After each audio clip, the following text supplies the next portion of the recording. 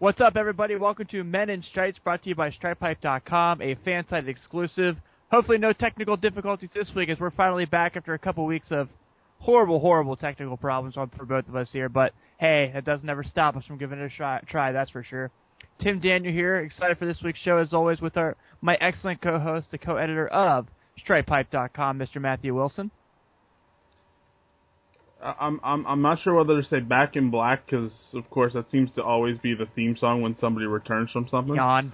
Or what? But no, it's been a couple weeks. Good to be back, and we got a lot to talk about finally. Yeah, man. So a lot to get to. Let's go with the big news from these past couple weeks while we've been battling everything. Giovanni Bernard has signed his extension to be with the Cincinnati Bengals for another 4 years. Huge deal, especially with the way the Bengals use him. He's not an every down back. He's only getting better. He does not have a lot of tracking on his tires. I mean, has a lot more track on the tires, I think is really the saying there. Not only just from his short time in the NFL, 2.5 seasons of playing full-time, but if you remember when he was at North Carolina, he sat out a year with an ACL injury, so a great move. I think, the Bengals is what they continue to do as far as bringing people in, keeping their guys on the roster that they won't overpay for, i.e. Marvin Jones, Mohamed Sanu. So obviously I think it's going to be hard-pressed to find someone that's a Bengal fan unhappy with this news. So your reaction there, what did you think when you found out? No, good move for sure. I mean, you know that I'm on Bernard's side because I think he is overall the more consistent back. He's got the hands, and without that hit from Shazier last year, the Bengals are in the second round playing. I think it would have been the Patriots instead of the Steelers playing the Broncos, because I don't think that fumble happens. Yeah, I think that it's a huge thing for them. Like I said, the big thing for me is the longevity you're going to get from Bernard in this circumstance. Obviously, the fact that he's not your grinding back, he's not hitting the hole every time. He's your outside back. If you get him at an angle, he's going to probably blow it by somebody. He's a really good pass catcher. Obviously, the skill level, is there. Splitting carries with Jeremy Hill certainly helps the contract situation there. So I think it's definitely a great move, obviously. It's what the Bengals continue to do. And I'm excited for it as they continue to keep their group of guys in there and keep these group of guys together. I think that's big with transition of these two big losses at wide receiver free agency, with losing Hugh Jackson, keeping guys who have been around for a while who know what they're doing, and keeping your best players in that circumstance certainly helps. So I couldn't be happier to the fact that Giovanni Bernard is going to be on this team until he's about 29. So we're going to get his best years, that's for sure. Well, absolutely. And we know what he can do. We know he's a great hands guy, as I said. He's the guy that you look to in terms of screens, you're looking to in terms of short yardage, and you're looking for even as a check down option. And that may become even more pivotal depending on what happens with Eifert, if he can get back in time for week 1. He'll be back. Hey, I'm not jinxing anything. I'm not going to be the one people go, why'd you have to say that? I don't see why he wouldn't be. Then again, everybody expected Heath Miller to be back after being down 4 weeks and ended up with an infection. So, surgery is a tough thing to come back from, and you always got to pay attention, because if something goes wrong, if an infection or whatever happens, then you got to deal with it for sure. So, yeah, I agree there. So kind of, with that being said, we got, I think, wow, brain fart, man. By the way, for those who don't know, we're doing this during the NBA Finals, and Tim is, just like me, probably paying a little close attention to the game, which, of course, now they're up 15. Yep. So, man, look how insane the queue looks. That place looks awesome right now. I wish I was there. It looks ridiculous, and I heard tickets are Well, tickets actually weren't as bad as what the Pens game 5 tickets were. Oh, I'm sure. God. Cheap seats were 1,000. Like, finally seeing your team win in your home city, like... So, with that being said, let's kind of talk about other signings there. I know it's been a little bit since we've been on. William Jackson signed his contract, so the Bengals have all their rookies now signed. That's a huge thing for sure. You don't see that happen too often this early going into training camp.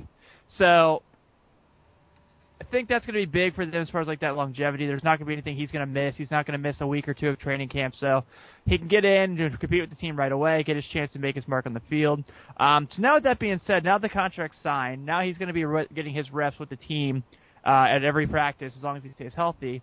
He's going to get additional reps with Denard still not ready for camp yet, looking like I think he's going to be about 2 or 3 weeks into camp, if I remember they said correctly. Now it's time to ask, William Jackson III this year, is this going to be a redshirt season, or do you think he's going to be a part of the team immediately? I think he's going to be part of the team immediately. I just don't think he's going to be as much as what everybody would like him to be. And by that, of course, I mean, kind of what Darqueze Dennard was in his rookie year. He rotated in a little bit. He saw some snaps, but it wasn't to the effectiveness that you would see, most teams utilize their first-round draft pick to be.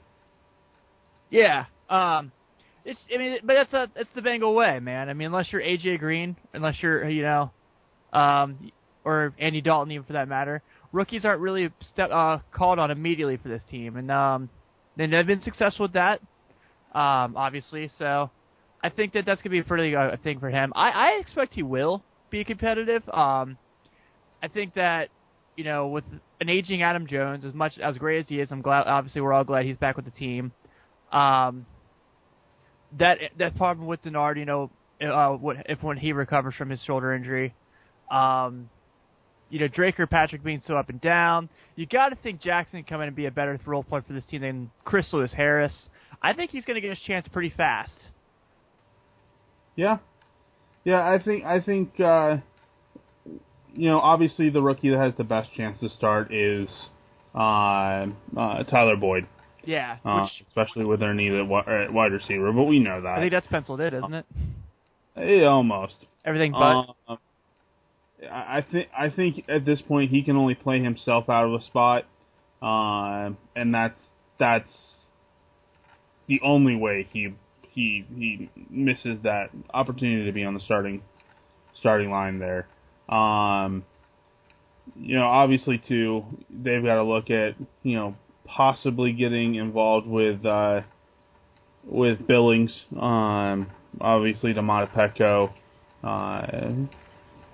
not too old, but still getting older. He's not the player that he obviously once was, but he's still good. So I think that is. I think those two probably have the most impact this season. William Jackson III, as I said, I think he's going to play a rotational kind of role, but we're not going to see what most people are hoping that he would play and help this team out, unless there's an injury. Yeah, I don't expect him to start by any means necessary, but I think he's going to get his chance to play. I think he's going to get a chance to show himself for sure. I'm with you. I think Boyd is the guy that's going to be the best chance to start. I still stand by my belief that Christian Westman will end up starting on this offensive line by the middle of the season, just because he's too good and he can do too many different things. And plus, he's going to be a huge part of that rotation for sure. So, yeah, I think that there's going to be a lot to look forward to there as far as this group for sure. So the other thing we found out today is that, of course, and this was, dare I say, almost inevitable. The Vikings play the Bengals in week 1 of the preseason, and almost seems to be somewhat, I don't want to say traditional, but somewhat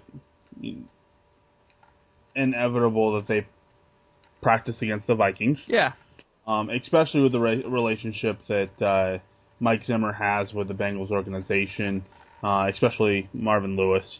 So they'll be coming in a couple days early. They'll have a good week of practice with the Bengals, and gives the Bengals at least a little bit different look during training camp. Yeah, you don't have to beat yourselves up every day. So, but do you think we'll see some of the similar tension that we had last year? I don't think we're going to see a fight like we did in Texans camp last year with who they practiced. Was it the Falcons they practiced with? Yeah, I think you're right there. Well, what was it? The Giants last year was the practice they had. I didn't know of any tension, so that's news to me. Not that I disbelieve it in any shape at all, but yeah, There was definitely some pushing and shoving. I wouldn't. I don't know. Out like what we saw with the Falcons in Houston, but I know training camp is going to be miserable to be a fan at that day, right? Oh no, I get to watch Adrian Peterson practice against the Bengals defense. That sucks. Gosh, how could that be fun? You're going to see William Jackson line up against Laquan Treadwell, pick 23 versus pick 24. Yeah. That's be cool. I don't know, man. I mean, I think anytime there's a competitive nature, tension's going to be there. So, I certainly think it's possible.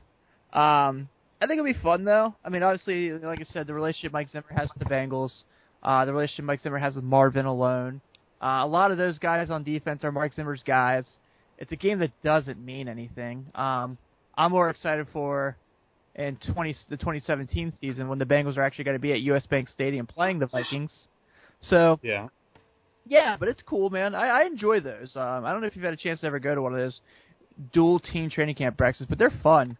The Giants won last year. Everyone obviously was like just gawking at Odell Beckham, watching him play. But yeah, it's a cool thing. I'm looking forward to it. Yeah, and I'm not even sure the Steelers know what training with other teams means. So unless I'm headed over Cincinnati's direction, I don't think that's close to being a possibility. If they're training against if the Steelers train against another team, it would kind of be a shock. Yeah, that'd be like, oh, that's a headhunt.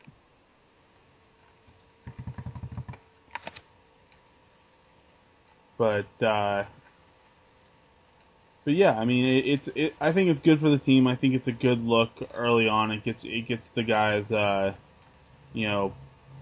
essentially, it gets the guys looking at somebody other than their own teammates, and it's a good thing for the Bengals. And I think we saw it last year with the Giants that it was a good thing that they got into more of a competitive spirit, and I think it helps you get ready for the season for sure. Yeah, I think it does too, and I think it's it's a good thing for not beating your own heads in for a couple weeks, so you kind of get that chance to practice with another team, compete with another team, have some fun with that. You're going to see some of your old guys. Obviously, Andre Smith's up there now. Yep. Emmanuel Lemur's up there. Yep. Terrence Newman. So that's gonna be. I mean, so you get to kind of see some guys that have some familiarity, being at Cincy and stuff like that, if that matters to anybody. So yeah, man, I think it's pretty cool. I think it'll be exciting, and it'll be something to look forward to for sure. So, other thing that we obviously haven't had a chance to really talk about is more Bengals coming up on NFL's top 100 list. Yeah. We had Eifert a couple weeks ago. Mm-hmm. And if I'm not mistaken, Mr. Andy Dalton got 34th? 35th, yeah. 35th. Yeah. A little more credit than what the NFL gave him, so. Yeah, man. It was cool. It was, who was it? They had Arthur Moats from Pittsburgh speak about him, and he spoke really highly of him. They had Eric Winston and Andrew Whitworth obviously talking about playing around him and the stuff he brings to the table. There's those comments that Brandon LaFell had this week, actually saying that how much he really likes Dalton, and Dalton's a lot better than given credit. So that's nice to hear, obviously. It's coming from a guy who's played with Cam Newton and Tom Brady, and yeah. So I mean, Dalton certainly. I don't know if you've been like me. Obviously, we've only met when we started working together for Men in Stripes and Stripe Pipe and everything. But I have been a long-time supporter of the Red Rifle. When they made the pick, I was excited. I couldn't believe people wanted Ryan Mallett over Andy Dalton. That looks funny now, doesn't it? I couldn't believe that, like, just all the naysayers, all the doubts, and, young quarterback's a different nature, man. It's kind of like a young pitcher that gets brought up. Like, you got to kind of, like, be patient with those guys for a couple years to watch them blossom. I mean, hell, at one point, Reds fans wanted to get rid of Johnny Cueto, and now they do anything to have him back. So, yeah, I think that, it took him a while to get where he should be. He had some really good years. I mean, he obviously did have some rough games. I mean, there's no denying that. But, as part of the growth process, you're seeing now that he is becoming a legitimate star NFL quarterback who's done a lot of great things. He's a great person for the community. He's been a great player on the field. Was 10-2 before he got hurt. Only had 7 picks. You can probably say 3 or 4 of those picks may not have even been his fault. So, yeah. Way to go. I mean, Dalton certainly deserves it. The Bengals littering over this with Dunlap, Whitworth, Eifert. We can count Reggie Nelson because he was a Bengal last year, even though he's a Raider now. And you got to think that A.J. Green and Geno Atkins are going to be on the list too. And I think this next week's show starts at 30. So you got to think it's only a matter of time for those 2 names pop up on the list also. Yeah, I mean... And if A.J. Green is not on that list, I am going to raise hell. Remind me to find another co-host? No, I'm kidding. No, I mean, A.J. Green is should be the life of the party, essentially. Right. But Odell's better, right? Well... No, he's not. I was going to say, didn't Odell make the... top 100 list or whatever that was for ESPN? Dude, ESPN always puts, they put him, as the greatest wide receiver to ever play the game. Who is Jerry Rice? We don't care. Odell Beckham Jr. is here. Michael Irvin never existed because he's not Odell Beckham Jr. And that's what I say with people, when they talk about them. Must be nice to be the only guy to throw to on your offense. Yeah. Even though his quarterback has 2 Super Bowl rings. Yeah. And Kevin Love just gets his 3rd foul? Oh, man. I'm still trying to figure out how they got a blocking out of that.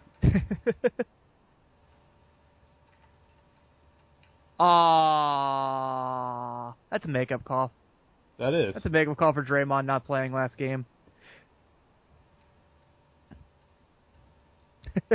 So, anyway, with that being said, talk about now. So we just finished up OTAs. We're now in mini camp. A few more weeks before they close out for training camp. Things you're hearing is obviously a lot to look forward to. Andy Dalton looking sharp. Brandon LaFell fitting in with the team there. The running backs get to do their thing. We're hearing a lot about the secondary and the moves they're making, and really being really impressed there. Adam Jones talked about Cody Core, just how much he loves Cody Core, and how good he's going to be for this team. We're hearing Tyler Boyd really fitting into his role pretty fast. But man, the other name that people aren't talking about was the guy on the practice squad last year, another nice long-haired boy playing for the Bengals, Jake Kummerow, getting his name out there as far as making a splash for himself in minicamp, going up and getting balls, catching balls. As being a pretty good part of this wide receiver core. So a dark horse probably to be on this wide receiver team. If you remember, man, I said that B. Tate was gonna very well could have just been an extra body for training camp and may not make the team. I think Core makes the team. I think Boyd makes the team. Could Jake Kummerow be the guy that pushes Brandon Tate out of Cincinnati? I mean, you got to think, you have the kick returner, so if you lose him, you can throw Alford back there. Or Jones. Well, you know how this one's going to end. Me on my hands and knees begging that it does end the Brandon Tate era. Yeah. But I think everybody by now knows how much I despise Brandon Tate and think that he's a joke. Dude, so whenever he plays wide receiver, though, he always makes some play, and you're like, why doesn't he get more wide receiver reps? And then he'll go, take a kick back to the 19, and you're like, oh, okay. Well, and then he drops then he puts the ball on the ground, and you're like, Oh yeah, that's why I hate him. Yeah, I wouldn't say hate. I would just say not ideal. I think he's certainly athletic enough. We've seen him do things back there for sure. But, yeah, he's definitely maddening. It's definitely frustrating to watch him put the ball on the ground, to be like 7 yards deep in the end zone and take a kick out. It gets a little frustrating. Yeah, for sure. But, I mean, Kumro is a talented kid. I mean, if he can find a way to kind of stand out and even make some noise, I think that you're talking about somebody who very well should replace Brandon Tate. So I'm looking forward to it. I hope that he does.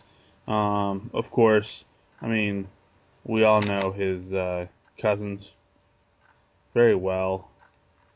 Since, especially one of his cousins is making headlines about having a good old-fashioned holdout. Huh? Did you hear about that? No. Boza is holding out because, as his agent put it, he wants the wording in his contract to basically pretty much guarantee him all the money, even if they cut him before the 4 years. Although I don't see it happening. But still, he wants basically his contract pretty much guaranteed in full. What? I mean, I thought the whole reason for the CBA was to avoid holdouts. Like, that was the whole reason they did this. Pretty much, but you know what? Every once in a while, it's good to have a good old-fashioned holdout, especially from a rookie. Yeah, like... Now, I can get it, like, the Von Miller situation. Sure. But, like... Joey Bosa, like, come on, kid.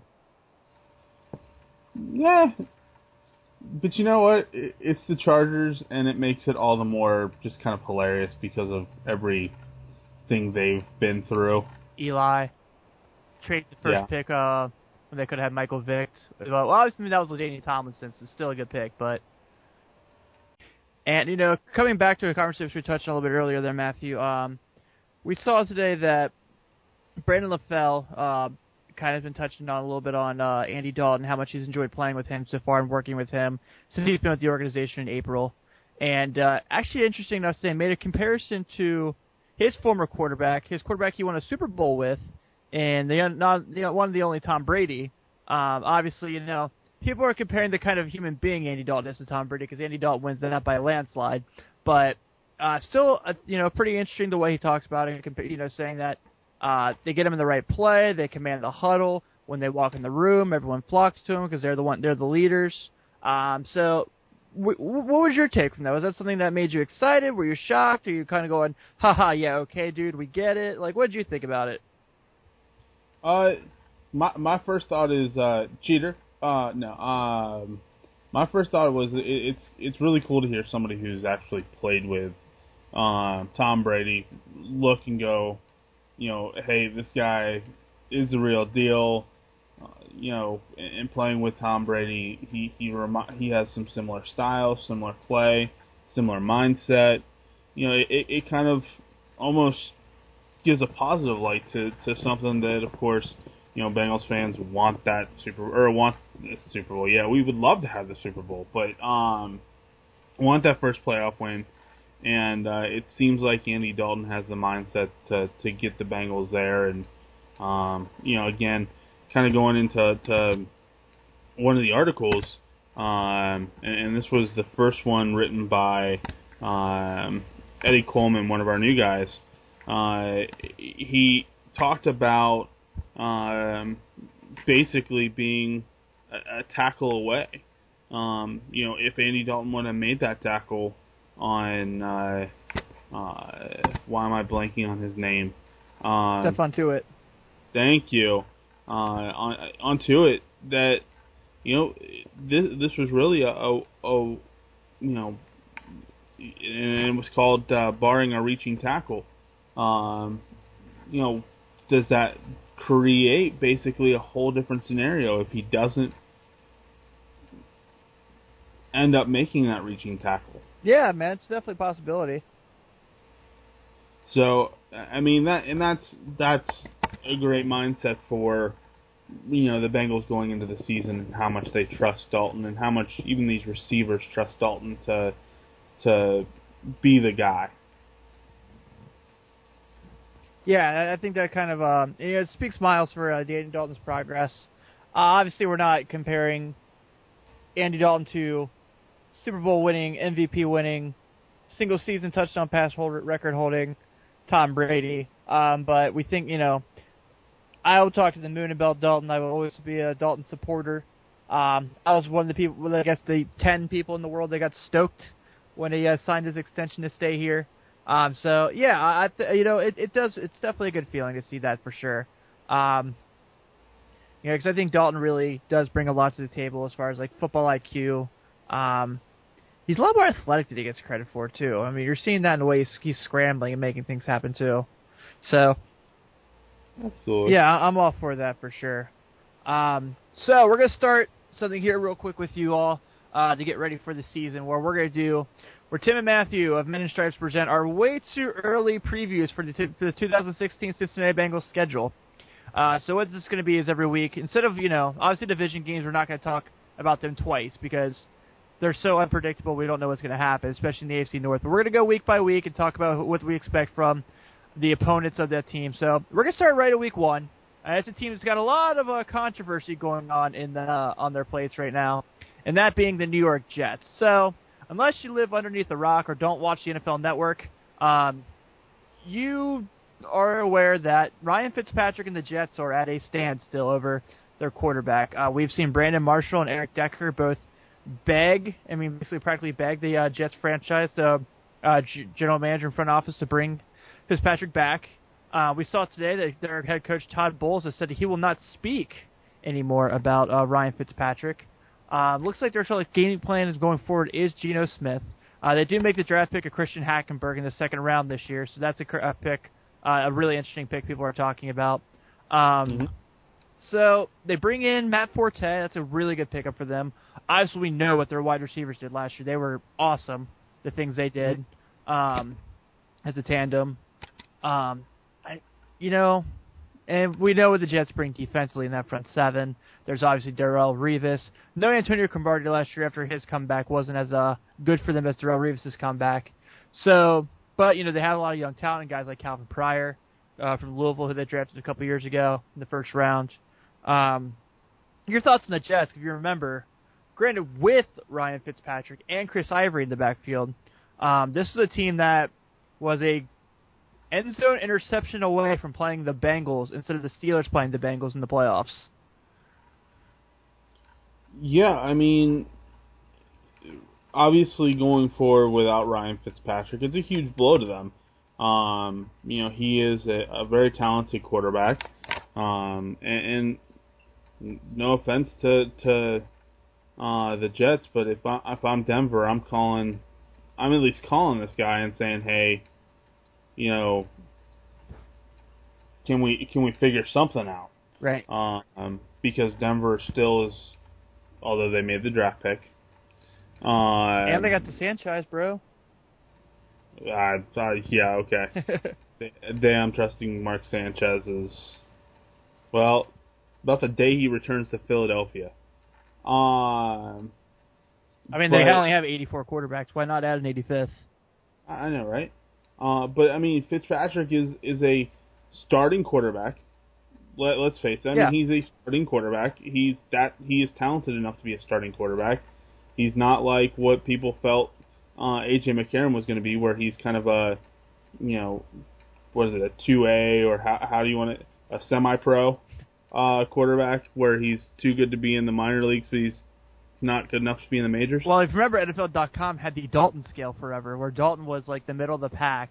Anyone below him was not a franchise quarterback, and anyone above him was. So I guess, is that the Fitzpatrick scale now? I guess it is. But I mean, Geno is one of those guys that, no offense, I'm not sure. I'm not sure I can trust him. Oh, dude. Well, he can't. His teammates don't trust him. They break his jaw. No, you're right there. But and you know that I think Christian Hackenberg is one of the better quarterbacks to come out of the NBA. I think I have him as one of my top guys at least once he gets developed. Mm-hmm. But now this almost kind of hurts Hackenberg's development because being behind a guy like Ryan Fitzpatrick, you can learn a lot. Yeah. So what's the Jets' basically alternative plan? Because Geno Smith's not teaching anybody anything. And then you got to think also there's Bryce Petty there in his second year out of Baylor, who was kind of like a project quarterback as well. Yeah, man, it's not ideal for sure. Well, it's ideal for us for week 1. Yeah, it is. Which I think there was like the head guy for Vegas Sportsbook said that the Bengals and Jets opened at a pick'em, saying that if Ryan Fitzpatrick plays, he would have the Jets as a favorite. If Ryan Fitzpatrick doesn't, he would have the Bengals as favorite by 5. I'm almost half tempted to take that at the 5. Yeah. Even with because, Fitzpatrick, I would take that. Just to say that the fact that I don't think without Fitzpatrick, Geno Smith, I think they beat this Geno Smith team by double digits. Oh God, I agree.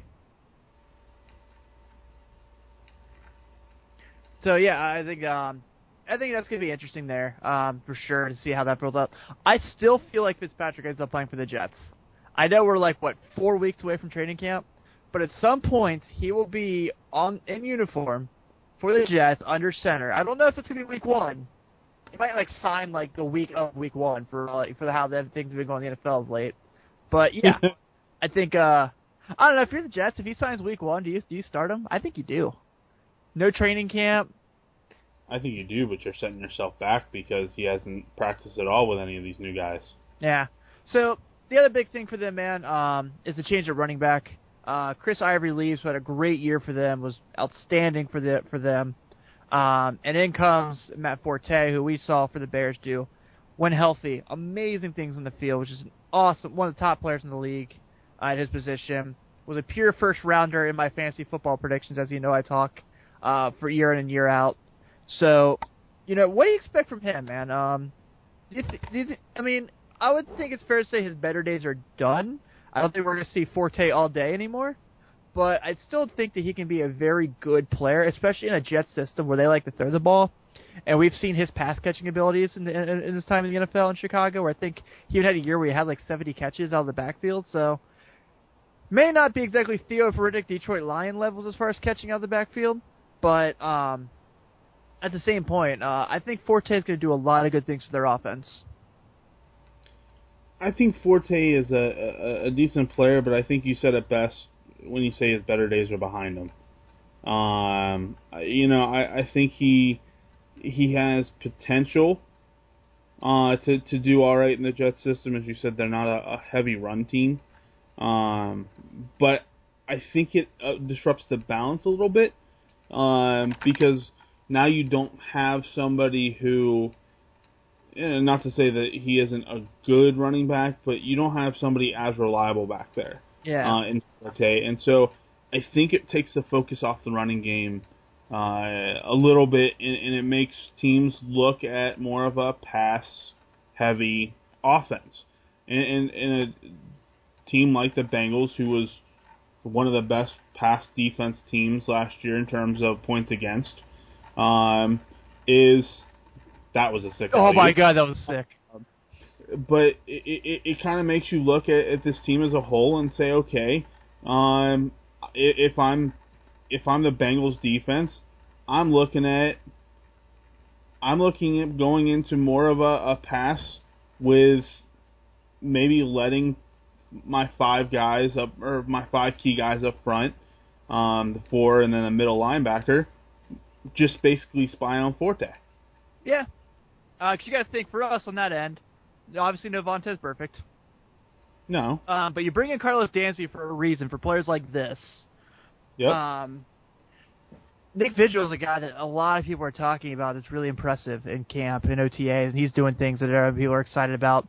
I think I saw Vontaze compared him to Luke Kuechly, which is, holy moly, that's a name to live up to for sure. So yeah, I think that I'm with you on that game plan. But I still think in those halfback routes, and he's showed it in the past where the Bears like to line him as a slot guy. And the Bears don't exactly have a third wideout, do they? Like I'm trying to think after Marshall, who we know is just awesome. How that guy has never in his career played in a playoff game is insane. And then obviously Eric Decker and just how great he's been for that team. Being the Robin to Marshall's Batman. I'm trying to think because Curly's gone. Curly went to the Lions. Can I enter misery? Yeah. Alshon Jeffrey. Well, he's a Bear. Oh, I thought you were talking about. No, I'm trying to think who the Jets' third wideout is. The Brandon Marshall thing throws me off still. Yeah, I love Brandon Marshall, man. I'm not even gonna lie to you. So, who is it? Jets. Oh my God, it's gonna bother me. Is it Matt Forte now? Is he the third wideout? Is it Bilal Powell? Their backup running back? Who have you said? I've named Forte, Powell, because Curly signed with the Lions. Yeah. I think Dustin Keller's still their tight end. Is he? Am I right there? I'm sorry, Jets fans, if I am butchering your team right now. We're both butchering your team, but then again, that shows how much we were already. Is Eric Decker still there? Yeah, he's still there. He sat out OTAs. Okay. So you have Decker, Marshall. I feel like I'm missing somebody that I should know very well. I know. And I'm like, I'm trying to think of what draft picks they've had the past few years. Regardless, I think right now, I think it's fair to say, with the Ryan Fitzpatrick fiasco, if the Bengals walk out there week 1 and got to play Geno Smith, I think it's fair to say that would put this on the record at the moment. I think the Bengals will start 1-0. Yeah, if they're throwing a team out there without Ryan Fitzpatrick, Geno is. I think Geno Smith is probably as good as a backup on the Patriots. That's about it, because unless the suspension actually happens, a backup quarterback doesn't really see the field in New England. I don't know, man. They're talking pretty high about Garoppolo out there. That was a joke. Have we seen Garoppolo? That was a joke. I was going to say, we haven't seen Garoppolo, so that's a very Boston name. I've never seen Garoppolo play. It's a very Boston name, isn't it, Garoppolo? It's Boston to a point. It's a very I'm trying to even picture where he played college. Yeah, I can't remember either.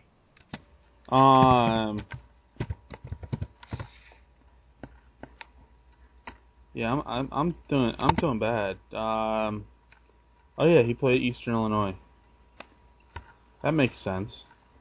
It's a very Chicago name. Yeah. All right. So, with that being said, you ready for this? Outside of that traveling, yeah. What's traveling in the NBA? I know, right? Oh my gosh, yeah. I guess your TV's a little faster than mine. But Steph Curry, he can do whatever he wants, right? That wasn't Steph Curry. That was number 11. That was Klay Thompson. Oh, yeah. Look at that. He's knocking LeBron down. LeBron gets the foul called. Was that Curry's 4th? That was on LeBron, I think, wasn't it? Was it on LeBron? Yeah. Oh. I'm not cool with that. No, neither am I. All right, so this week's installment of Picking Up or Putting Down, brought to you by Men in Stripes and StripePipe.com, a fan-sided exclusive. Be sure to check out all of our show's previous episodes on YouTube, where our great producer Matthew continues to do great things with that while we try to figure out this whole iTunes thing, a.k.a. having the funding to put our stuff back on iTunes, a.k.a. my fault, a.k.a. we'll get it figured out, I promise. So, Matthew, with that being said, ready to pick it up or put it down? Let's pick it up or put it down. All right, let's start with Mr. LaFell here. All right, so we're going to go ahead and say that the suspension stands, all right? So that's 4 games there. With the 4-game suspension for Tom Brady Andy Dalton will have more touchdown passes than Super Bowl hero MVP Tom Brady.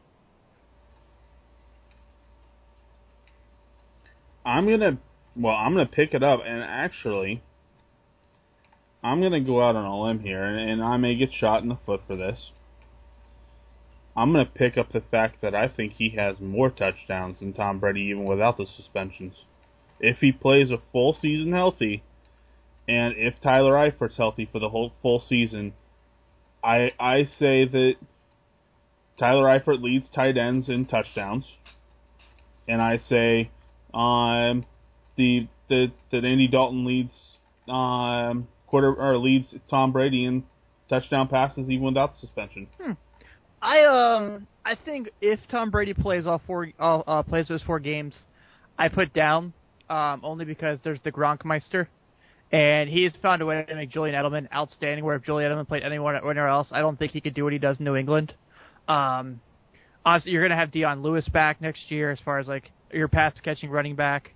So they're going to bring some stuff. They're going to have some little more things to bring to the table there. But yeah, so I think though if the suspension does stand, no way in hell Tom Brady has more touchdown passes than Andy Dalton. Like you said, you're talking about having Tyler Eifert all 16 games. You still have Adriel Jeremiah Green, the most underrated wide receiver in the NFL. I can't believe I have to say that about him at this point. How does a 5-time Pro Bowler get underrated? It's like people forget about it. It drives me nuts. For sure. You're going to have, Brandon LaFell, who's adapted the system really well. You're going to have a really good rookie wide receiver in Tyler Boyd. You have some young tight ends who are really getting this taken off. Guys like Tyler Kroft, guys like Ryan Hewitt. You have a lot to bring, man. And I think that, it's only just begun for Dalton. So I think that I'm going to go ahead and say if suspension stands, picking up. If suspension doesn't stand, put down. And after that suspension, I look forward to that game in Boston. Is it week 5? Yeah, week 5 when they go to Boston and do work with the Patriots. To be a fun AFC Championship preview. What did I say? Yep, that's what I said. All right. So, next topic of discussion 4, picking up or putting down. Brandon LaFell, he's the topic of discussion this week, Yes. He has to be. Does Brandon LaFell have more touchdown receptions this year than Mohamed Sanu? You going to make it Mohamed Sanu so it makes it easy on me? Well, you got to think, because Mohamed Sanu's going to be the 2 to Julio. So, Matt Ryan's going to throw Mohamed Sanu's way when Julio's getting in coverage. He's going to be a red zone body for him. I know Sanu didn't have any touchdown receptions for the Bengals last year, but, his role also was, you may be the 5th option after Bernard, Green, Eifert, Jones. So, this is a situation where he's going from being maybe the 5th option to the 2nd option with, one of the 3 best wide receivers in the NFL on the other side of him. Well, I'm first off seeing how Matt Ryan used Roddy White last year. What did he have, 18 catches? Yeah, and granted, Roddy White was getting old, but still, he looks Julio Jones' way almost every time. It's one of the most predictable passes in the NFL. And yes, I think obviously Mohamed Sanu gets more touchdowns than he had last year. So, 1? But, yeah, but I still give Brandon LaFell the nod there. You know what? I seem to own these, don't I? I mean, I seem to talk about picking up, down quite a bit. I mean, yeah, I'm going to pick up here. I think that I think LaFell's going to fit perfectly in with this offense, honestly, as far as being able to play X, Y, and Z. He's going to be doing different things there for him. And I think Boyd's his first year is probably going to play a little bit of that Sanu role, just from his past experience of being a quarterback and running back. I don't know if he's going to throw the ball often or even once or twice, but I think they're going to have different things for him to do. So, yeah, I pick up. I think that LaFell's going to fit in well. And plus, the Bengals are just a better team than the Falcons, Absolutely. And Matt Ryan, I mean, don't get us wrong. He's an okay quarterback. If he was in a system that probably favored more to a balanced offense, I think he would be better off. But, I mean, he's against, what? Drew Brees, Cam Newton. Jameis Winston. I mean, so he's kind of... He's the third best, and Jameis Winston is... I've never been high on him. I still, to this day, think that he is going to be second to Marcus Mariota in last year's draft in terms of quarterbacks. I think Mariota is a more complete overall quarterback. I think Jameis Winston is a flash quarterback. I've compared him to RG3 in some ways. I wouldn't go that far. Well, I just think he's flash. Once the NFL catches up to him, then his useful years will kind of be behind him. Maybe not to the point that RG3 was, but I don't think he's going to by any means be Cam Newton. He's not athletic like Cam. No, I think Marcus Mariota is going to be the better quarterback out of those two. So I think Matt Ryan is the third best quarterback in that 4 system. So I think he's just behind. And so we talk about him kind of like he's the third best quarterback in a division, and it's a really good quarterback. So what I was trying to get to before I understand the answer question. Uh-oh. You there? I'm here. Are you there? Do we got you? Yeah. Tim. Yeah, you said hi? Can you hear me? I've got you. Yep. Can you hear me? Okay, I can barely hear you. There you go. So, what I was about to get at there was, Can you hear me now? I can hear you. Good. That was a Verizon reference. So, I'm going to go ahead and do this, Matthew. I have picked, I think, every topic of every episode I've been on for picking up, putting down. You got one for me this week? I think I can come up with something. So, one of the questions that we asked on Twitter this week is, and let me get there so I can find out the results before I ask you. By the way, did you see the Madden Twitter account was having a conversation with me about our podcast on Twitter? I did not see that. Yeah, a few weeks ago they were talking about, they were asking me because I put something out about like all the new changes that they put on the game. They're like, so who do you play with? I was like, I play with the Bengals. They're like, well, what do you think they're going to do this year? I was like, well, if you see my podcast there called Men in Stripes, we talk about that all the time. And they were like, cool. So, yeah, we got some Madden love. Now, if they want to send us a copy of the game, let us know. I have to use the address because I bought some of my stuff on eBay, so. So, we asked on Twitter, how good are the Men in Stripes? Or how good are them? Yeah, how good are the Men in Stripes? There you go. How will they end the regular season? So the options were 10-6, 14-2, 11-5, and 12-4. I'll tell you the results after the fact, but picking up or putting down, the Bengals will at least match the record from last year. 12-4. That's what they did last year. I'll tell you what. I'm gonna put down, but not by much. I'm gonna say they're 11-5 team. Okay. I think they split with Pittsburgh. I don't think they beat New England. Let's see, what are the other ones? I think that they're going to struggle a little bit in the Meadowlands on Monday Night Football against the Giants, because as much as we talk about the Giants for not having many weapons, I don't feel like they have the speed to match up with a guy like Beckham on the outside. So is that 3 there? Right now I'm leaning towards them beating Dallas, but I could potentially see them losing that game, just because of that's gonna be a fun game in the trenches. And then what's the 5th loss here? Because I think they beat Baltimore twice. Because I just think with or without, I think they have Baltimore's number. They've shown that the past few years. 5th loss. I had this down the other day. Now I can't remember. Son of a gun.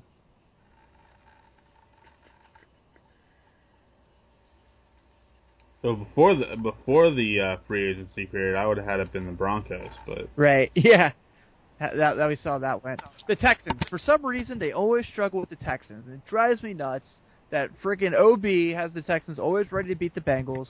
It's on Christmas Eve this year, so I think that's going to be the other one. But I still think that they're an 11-5 team. I think between the three best teams in the AFC next year will be the Bengals, the Steelers, as much as that pains me to say, and the Patriots, as much as that pains me to say. I feel like those are the three best teams there. So I will put it down, but only by a game. I still think the Bengals are going to be a special team this year. I'm hesitant to pick it up as well. I'm picking up 12-4. I think they'll split the Steelers. I think the Patriots will beat them. I give the Texans a shot.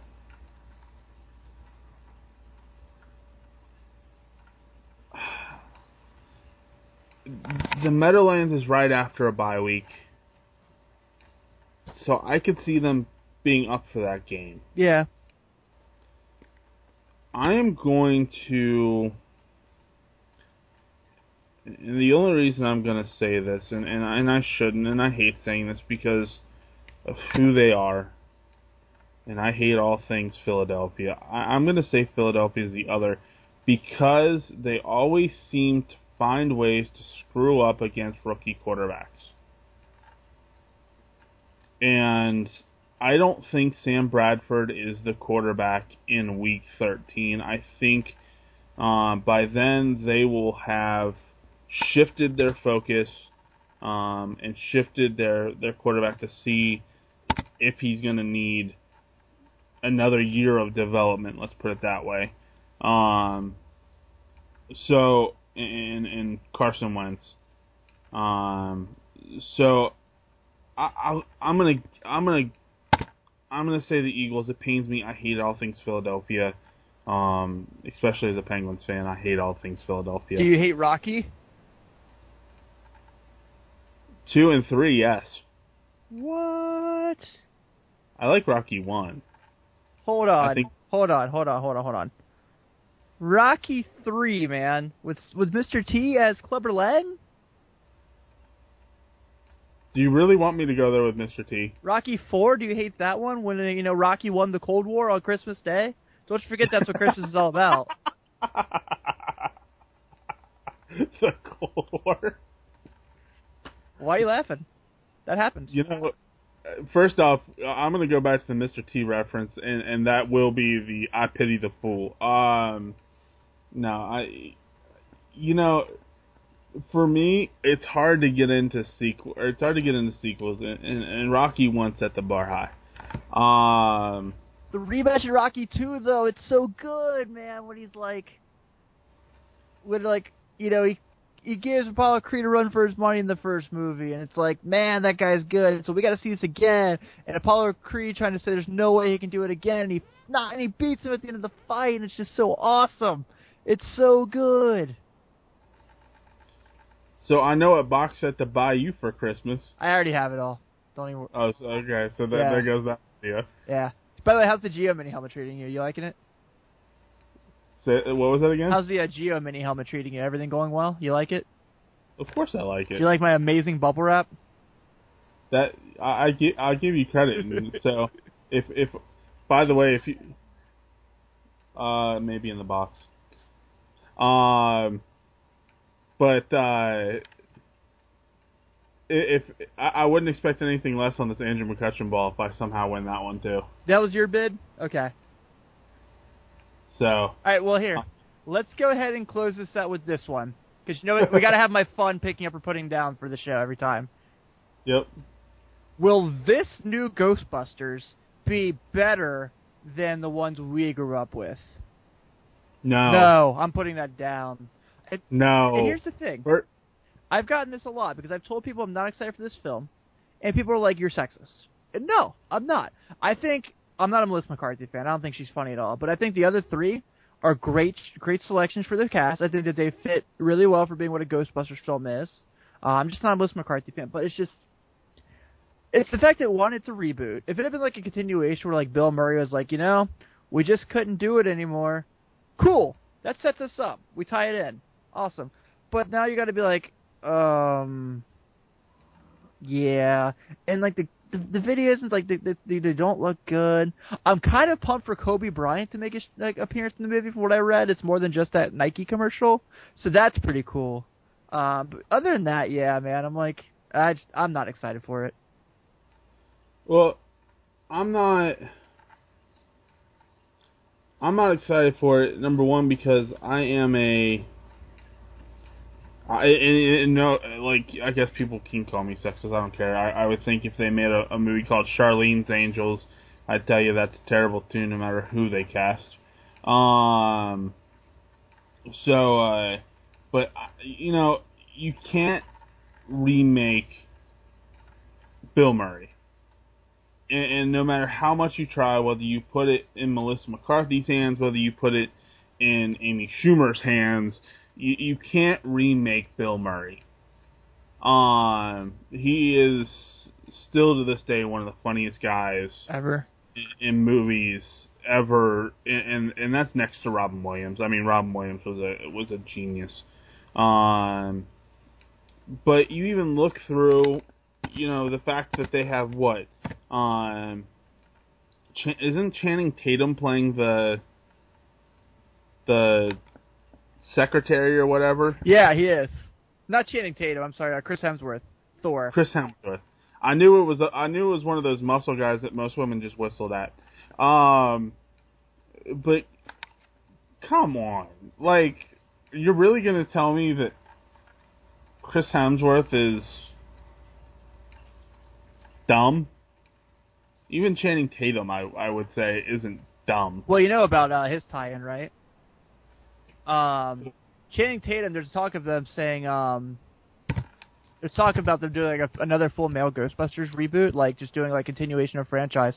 And Channing Tatum's one of the guys that's in discussions to do it. Said he's not dumb at all, and I mean he has someone, and I'm trying to think of who he would play. Because I don't know. I mean, I don't know, but I'm excited for it. For that if they do that route. But yeah, going back to the current one, I'm just not excited for it. It has nothing to do with the fact that it's the all women thing.